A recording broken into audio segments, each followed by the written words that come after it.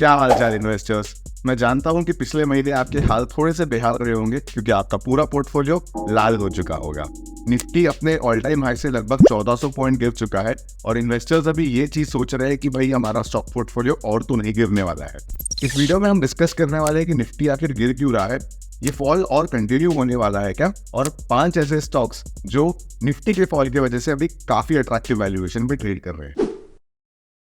तो भाई सबसे पहले हम ना मार्केट क्यों गिरा है इसका एनालिसिस कर लेते हैं। स्टॉक मार्केट एक ऐसी जगह है जहाँ पे शेयर्स को खरीदा और बेचा जाता है। तो अगर किसी शेयर को ज्यादा बेचा जाएगा तो उसका प्राइस गिर जाएगा, ज्यादा खरीदा जाएगा तो प्राइस ऊपर आएगा। तो ऐसे में ही अगर फॉरेन इंस्टीट्यूशन किसी भी शेयर को डंप करेंगे ना तो टारगेटेड डंपिंग होती है। जैसे आपने देखा होगा निफ्टी के हैवी वेट स्टॉक्स जो थे वो ज्यादा गिरे हैं इस बार।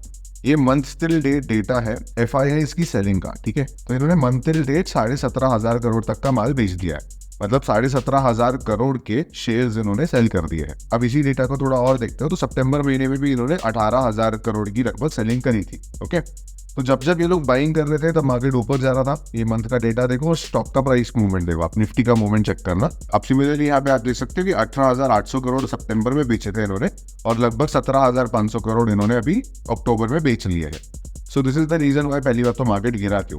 अब इसी सेलिंग को जस्टिफाई करने के लिए कुछ न्यूज भी आई थी, तो वो न्यूज भी मैं आपको बता देता हूँ। तो ये रही सबसे पहली इंपॉर्टेंट न्यूज मेरे हिसाब से। तो ये तो डेफिनेटली स्टॉक मार्केट को हमेशा ही इफेक्ट करती है। आप देखें यूएस की बॉन्ड यील्ड, ये है G-sec bond yield, 10 year bond yield इसको बोलते हैं। तो अगर आपको यूएस में जो FIIs होते हैं ना, बेसिकली जिनके पास ज्यादा पैसा होता है, तो इन लोग को अगर अपने पैसों को सेफ जगह पार्क करने मिल रहा है एट बेस्ट रिटर्न्स, तो ये लोग डेफिनेटली थोड़ा सा पैसा स्टॉक मार्केट से निकाल के बॉन्ड मार्केट में डालेंगे। ये हर बार होता है, ठीक है। जब आप देखोगे इंटरेस्ट रेट ऊपर जाएगा, आप याद रखिए इक्विटी मार्केट में सेलिंग आएगी ही आएगी, और ये लॉजिकल भी है। तो ऐसे में क्या हुआ है, अब यूएस की जीसेक बॉन्ड यील्ड आप देखिए यहाँ पे ऑल टाइम हाई पे चल रही है पिछले 5 साल में। तो ऑब्वियसली यहाँ पे स्टॉक मार्केट से सेलिंग मतलब इक्विटी मार्केट से सेलिंग होगी और बॉन्ड मार्केट में पैसा जाएगा। So this is one reason, ये मेरे ख्याल से सबसे स्ट्रॉन्गेस्ट रीजन है।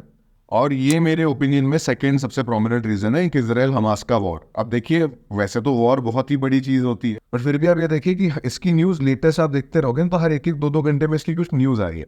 तो ये अनसर्टेनिटी क्रिएट करती है मार्केट में। अब इजराइल भले ही डायरेक्टली और इनडायरेक्टली, इजराइल और हमास बहुत ज्यादा बड़े इकोनॉमिक प्लेयर नहीं है जो बहुत बड़ा इकोनॉमी पर डेंट डाल देंगे। अब ये देखिए होता क्या है कि जब इजराइल से इतनी दिक्कत नहीं है, लेकिन अगर ईरान, इराक ये लोग भी अगर वॉर में इन्वॉल्व हो जाए ना, वो कह रहे हैं पैलेस्तीन में इस्लामिक लोगों के अगेंस्ट में एट्रोसिटीज हो रही है, ये एलिगेशन, ये मतलब ये न्यूज चल रही है अभी। तो ये जो इस्लामिक कंट्रीज है इनको ऑब्वियसली इनके सिटीजन्स कुछ ना कुछ दिक्कत देंगे। उनके लीडर्स को पूछा जा रहा है कि भाई क्या कर रहे हो आप लोग इसको ठीक करने के लिए, आप लोग इजराइल के ऊपर में वॉर डिक्लेयर करो। ऐसी ऐसी भी चीजें भी चल रही है। तो ये अनसर्टेनिटी जब क्रिएट होती है ना, तो फिर स्टॉक मार्केट इसमें थोड़ा सा दिक्कत देता है, ठीक है। कभी भी याद रखिए अगर मार्केट में अनसर्टेनिटी है ना, तभी स्टॉक मार्केट थोड़ा और बिहेव करेगा। तो ये 2 प्रोमिनेंट न्यूज है जिसमें से मेरे ख्याल से यूएस जीसेक बॉन्ड की न्यूज जो है वो वैलिड है। और थर्ड चीज तो आपको बस क्लियर ही है कि FII अगर बेच रहे हैं तो ऑब्वियसली मार्केट गिरेगा।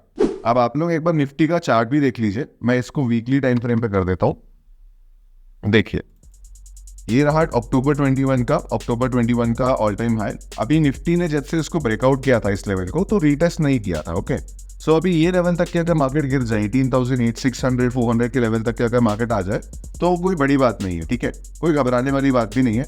अगर आप एक टेक्निकल पैटर्न देखोगे, ठीक है, अभी इसको मैं 30 मिनट टाइम फ्रेम पे करता हूँ। तो देखिए यहाँ पे एक हेड एंड शोल्डर पैटर्न आपको दिख रहा होगा, ठीक है। एक हायर हाई बनाया, हायर लो बनाया, हायर हाई बनाया, एक हायर लो बनाने में दिक्कत आई, हायर हाई नहीं बन पाया और फिर पैटर्न फेल हो गया। तो इसको हेड एंड शोल्डर पैटर्न बोलते हैं। अब इस पैटर्न को आप देखिए, एक बार ऑल टाइम हाई से इसका विड्थ मेजर कर लेता हूँ और अगर मैं देखूँ इसका टारगेट कितना आता है तो देखिए ये बोलता है कि 18,260 तक के आप एक्सपेक्ट कर सकते हो कि मार्केट गिरे, ठीक है। अब जरूरी नहीं कि एकदम इतना ही गिरेगा, ठीक है, 18,500 600 पे भी बहुत अच्छे सपोर्ट है, बट स्टिल टेक्निकली अगर ये 2-4% और गिर जाता है तो डोंट पैनिक। ओके, फिर वहां पे फिर से कंसोलिडेशन करेगा जैसे इस जोन में कंसोलिडेशन किया था, and then it might go out for its new rally. Okay, तो घबराने की बात नहीं है। ऐसे टाइम पे यूजुअली इन्वेस्टर्स क्या घबरा जाते हैं और यहाँ पे वो बेच देते हैं, ठीक है। देखिए अगर आप लार्जर टाइम फ्रेम पे देखेंगे तो ये टेक्निकल पैटर्न है, ये देखिए ये आपका टेक्निकल पैटर्न है। इसको आप कप एंड हैंडल पैटर्न बोलिए, इन्वर्टेड हेड एंड शोल्डर बोलिए, बट ये भी रीटेस्ट करने आया तो ये कोई घबराने की बात नहीं है। This is healthy stock market movement. Stock market अगर डायरेक्टली ऊपर भाग जाता ना तो फिर दिक्कत आती। अब ऐसे में स्टॉक मार्केट यहाँ पे रीटेस्ट करने आया तो this is a proper price action. तो यहाँ पे आप लोग को इन्वेस्ट करना चाहिए। इनफैक्ट आपको जो भी स्टॉक सस्ते मिल रहे होंगे ना, ऐसे स्टॉक्स को कंसिडर करना चाहिए हमें यहाँ बाय करने के। अच्छा, अब हमने ये देख ही लिया है तो हम निफ्टी का लॉन्ग टर्म टारगेट भी देख लेते हैं। ये जो inverted head and shoulder pattern Nifty ने पहले बनाया था ना, इस पैटर्न का विड्थ मेजर कर लीजिए और इसको इसके ऊपर रख दीजिए, ठीक है। This is how you calculate the target. So Nifty का सस्टेनेबल वे में 22,000 पहुंचना बिल्कुल प्रैक्टिकल है, ठीक है। निफ्टी, अगर आप निफ्टी के लॉन्ग टर्म इन्वेस्टर हो तो आपको इतना तो पक्का पता होना चाहिए कि 22,000 तक की निफ्टी जाएगा। आने वाले 1 से 1.5 साल में ये चीज़ होने की प्रोबेबिलिटी बहुत ही ज़्यादा है। तो ऐसे में क्या करना है आपको, ऐसे ऐसे डिप्स जो है ना यहाँ पे बाय करते रहना है, ठीक है। मार्केट में असली पैसा तभी बनता है जब आप ऐसे डिप्स को बाय करते हो, ओके। मार्केट ऊपर जाता रहेगा और आप बाय करोगे तो फिर जब डिप होगा तो आपका पोर्टफोलियो रेड दिखेगा, लेकिन मार्केट जब गिरता है तब आप बाय करोगे तो यूजुअली मार्केट अपने हायर हाइस के जब ट्रेंड में रहेगा ना तो आपका पोर्टफोलियो रेड नहीं होगा, ओके। तो चलिए दोस्तों, मैं आपको फटाफट वो 5 स्टॉक्स बता देता हूँ जो मेरे हिसाब से अभी बहुत ही बढ़िया बाइंग पॉइंट पे है। इनका वैल्यूएशन अभी बहुत बढ़िया है, ठीक है। सबसे पहला स्टॉक तो रिलायंस है। देखिए निफ्टी के one of the top stocks है ये। अगर ये ऊपर जाता है तो निफ्टी ऊपर जाता है, यूजुअली ऐसा ही माना जाता है, ओके। अब आप इसका वीकली चार्ट देख रहे हैं, आप देखिए इस पर्टिकुलर प्राइस पॉइंट से ये 1-2 बार पास में पलट चुका है, ठीक है, और पहले यहाँ से ब्रेकआउट भी दे चुका है। प्लस अभी फंडामेंटल्स को सपोर्ट करने के लिए यहाँ पे 200 वीकली मूविंग एवरेज है, ठीक है। ये वीकली टाइम फ्रेम है तो 200 हफ्तों का मूविंग एवरेज है ये गाइस, ठीक है। तो 200 वीक के मूविंग एवरेज पे अगर आपको प्राइस दिख रहा है बाय करने के लिए तो डेफिनेटली कंसिडर कर सकते हो आप, ठीक है। सेकेंड स्टॉक जो मुझे लगता है अभी बहुत ही बढ़िया वैल्यूएशन पर ट्रेड कर रहा है, ये है कोटक महिंद्रा बैंक।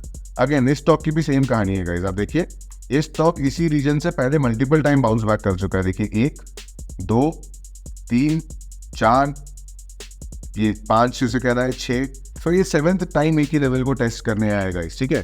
प्लस ये बैंक के फंडामेंटल और फाइनेंशियल्स बहुत ही बढ़िया है। अगेन ये स्टॉक भी आपको 200 वीकली मूविंग एवरेज पे मिल रहा है। ये स्टॉक्स जो है ना इन इतने बहुत फ्रीक्वेंटली नहीं आते अपने 200 वीकली एवरेज पे गाइस, ठीक है। तो ऐसे में एक्यूमुलेशन करना बिल्कुल बनता है आपका। अगर यहाँ से स्टॉक गिर भी जाए तो आपने एज अ बायर बिल्कुल गलत डिसीजन नहीं लिया, because you are buying it at a cheaper price, ठीक है। आप इसको ऑल टाइम हाई पे खरीद रहे हो तो रिस्क ज्यादा रहेगा। नेक्स्ट स्टॉक हम देखेंगे इन्फोसिस। इन्फोसिस पे भी आप देखिए गाइस, ये भी अपने 200 वीकली एवरेज पे ही है। मैं वैसे तो देखिए 200 वीकली एवरेज को तो फॉलो करता नहीं हूँ, ठीक है, पर प्राइस एक्शन के टर्म्स पे जब मल्टीपल कॉन्फर्मेशन मिलते हैं ना गाइस तो आपको डेफिनेटली कंसिडर करना चाहिए।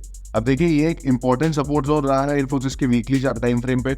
अब इसी वीकली टाइम फ्रेम पे 200 वीकली एवरेज भी वहाँ पे उसको टच कर रहा है। सो ऐसे में आपको एक शॉर्ट रिटर्न आने की प्रोबेबिलिटी ज्यादा रहती है। थोड़ा भी लॉन्ग टर्म व्यू अगर आपका है, 44% के रिटर्न्स है। अगर ये रिटर्न्स 1 से 1.5 साल में भी आते हैं तो आपका पैसा बहुत हेल्दी स्पीड से ग्रो हुआ है। कूल। अगेन इस स्टॉक के भी आप रिजल्ट चेक करेंगे तो ऑल टाइम हाई रेवेन्यू ही आया हुआ है। और एक फाइनल स्टॉक है पीडीलाइट। ये स्टॉक भी गाइस देखिए अपने सपोर्ट जोन के पास में ही आ रहा है। अब इसमें 200 वीकली एवरेज का, अब इसमें 200 वीकली मूविंग एवरेज का कॉन्सेप्ट पे नहीं लगा रहा हूँ इसमें, बट देखिए प्राइस एक्शन के तौर पे this has been a very crucial point. अब यहाँ से देखिए बाउंस बैक ले चुका है, यहाँ से बाउंस बैक ले चुका है और यहाँ से भी बाउंस बैक ले चुका है। सो सिमिलरली गाइस अगर आपको ऐसे अच्छे फंडामेंटली स्ट्रॉन्ग स्टॉक सस्ते में लेने मिल रहे हैं तो do consider investing in the stock, ठीक है। फर्स्ट एंट्री तो आप लोग अपने यहाँ पे प्लान कर ही सकते हैं। अच्छा ये याद रखिए, जो भी स्टॉक्स मैंने आपको बताया ये मेरी बाइंग एंड सेलिंग रिकमेंडेशन नहीं है। मैं एक NISM सर्टिफाइड रिसर्च एनालिस्ट हूँ, लेकिन मैं एक सभी रजिस्टर्ड इन्वेस्टमेंट एडवाइजर नहीं हूँ। तो मैंने इस स्टॉक्स में पोजीशन भले ही बनाई है, आप इन शेयर्स में इन्वेस्ट करने से पहले अपना ड्यू डिलिजेंस खुद कीजिएगा। आई होप ये कंटेंट आपको यूजफुल लगा होगा। अच्छा लगा है तो do give it a thumbs up. आप मुझे कमेंट सेक्शन में बता सकते हैं कि इन 5 स्टॉक्स के बारे में आपके क्या ओपिनियन है। और बहुत बहुत शुक्रिया अगर वीडियो को आपने यहाँ तक देख लिया है। Do consider subscribing to this channel. See you with the next one.